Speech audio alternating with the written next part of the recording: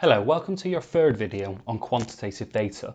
Now previously we explored types of data and we broke that down to quantitative and qualitative.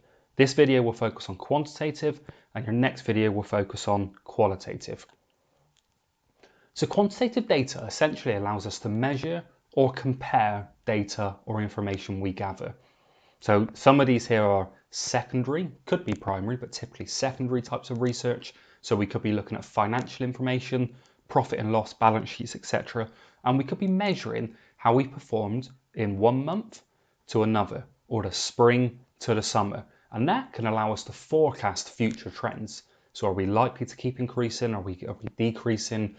It could be that we've made a change to the product and we want to explore whether it's improved or decreased. We could look at things like demographic information, how many people buy the product, how many people engage with it from different genders, different nationalities, different demographics, ages, locations, etc. And that can allow us to compare. It can also allow us to measure again, so we can do that over time, but it can allow us to compare across different people, different demographics. We could look at how many we've sold, and again, that could be a measurement or a comparison. And we could look at opinions from customers or employees. And again, that could be measured over time, or that can be compared across different types of people. And that could be really useful in terms of understanding the success of the product of the organization. But in terms of collecting primary data, well, the two we're going to explore and the two most common, arguably, are surveys and questionnaires. Now, surveys can be self-completed questionnaires. So we send them to people's home by post, we send them out by email. We're starting to see more and more be sent out through social media.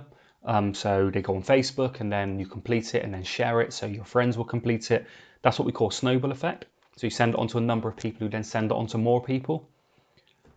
They could also be essentially structured interviews, but through a quantitative approach.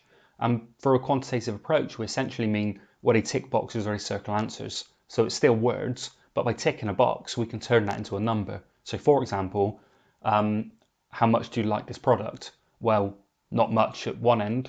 If you tick that, that's a 1 because that's the lowest score. Then you can have a number of other answers and you can get to the top end where it says a lot, and that could be the best score, and therefore we can turn that into a 5. So we can start to numerically work out how effective our product is by doing averages, whether that's within just a total average or across different population groups. But essentially, by it being a structured interview, we mean we can administer that. So we can ask people that question. We can do it in person, people walking down the street. We can do it over the phone. The problem with that is it irritates people.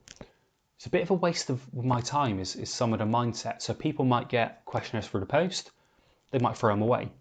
Or surveys, sorry. People might get a phone call to say, can you complete this quick survey? And they might put the phone down. Or if they do complete it, they might do it very quickly because they want to hurry up. So therefore they may not complete it or answer it very well. Now, if we can get over those things, which we can do because lots of companies use surveys, so that there must be effective ways to use them, they're useful for collecting large amounts of data. That data probably won't be thought-provoking or in-depth, but it can allow us to understand how successful the product is. Now, in terms of types of questionnaires, well, we can do questionnaires via computer, we can post them out, we can do telephones, or we can even do in-house questionnaires in the sense of we're going to explore our own organization. We're going to hand questionnaires out to our own employees. Now, they're really useful when you're clear about what you want to investigate. And the problem with questionnaires is you get one shot at them. You get one chance to get it right. And if you've not got it right, if you're not sure what you're trying to investigate and you just built a questionnaire because you just know you want to do some market research, the information you collect may not be that good. The questions you ask may not actually be that effective. People may not understand it. People may interpret it in a certain way. People may answer it in a way that isn't necessarily the answer they'd give if you would have asked it in a different way. So you need to be really clear about what you're trying to investigate before you hand questionnaires out, because once they're out there, they're out there. And people don't really have the opportunity to say, I don't really understand this. Can you clarify this? Now, they're useful for when you want facts or you want opinions from a large number of people. So for example, what do members of the public think about banning alcohol in public places?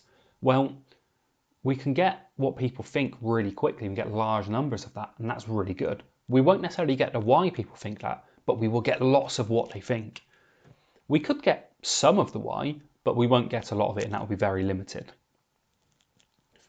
Now, in terms of types of questions, well, the most obvious way of looking at types of questions is open and closed.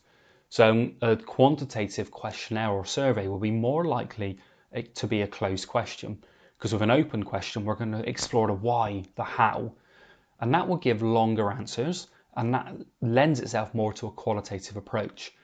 In a quantitative approach, we want to narrow the options off. So that could be closed in terms of yes, no, or male, female, but that could be closed in terms of here's a question, but you've now got 5 possible answers, tick the right one, tick the one that you think. So we're not letting them write, well, we could put another box, but we're trying not to give them the option to write or to answer in a way that gives us a wide variety of data. We want to narrow that if possible.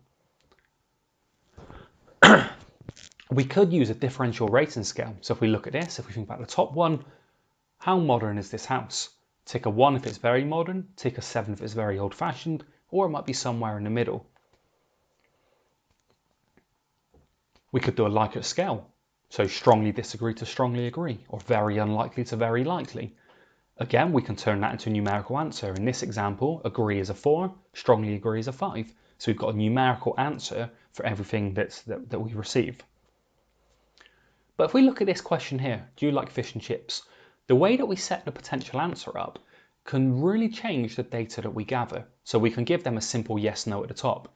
We're going to gather a large number of data, and we're going to find out the percentage of people who say yes and the percentage of people who say no. And that can be really useful. If you're opening up a fish and chip shop in the area, you can send a questionnaire out to all the local households, and you can find out that 63% of people do like fish and chips. That's brilliant. We can open this fish and chip shops. That works.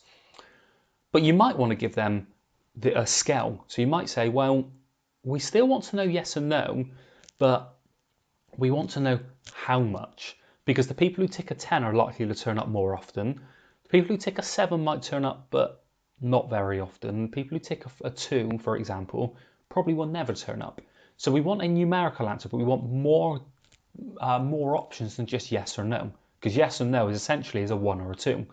Well, if we can now say, how much do you, through this, we can gather maybe better information. Not always, because it depends on the type of question you're asking, but it could give us better information. Or if we look at the bottom one, do you like fish and chips? Very similar to the middle one, but we've narrowed the options slightly, but we've still got more options than the top one. So no and never would be the same, but yes is now divided into sometimes or always. So again, we can now work out, well, we've got a percentage of people who just won't. Now, the percentage of people who said yes or will, actually we can divide that instead to always or sometimes, so we can work out where they're more likely to be regular customers and these people are more likely to be sometimes customers. Is it now worth it opening up a shop in this area?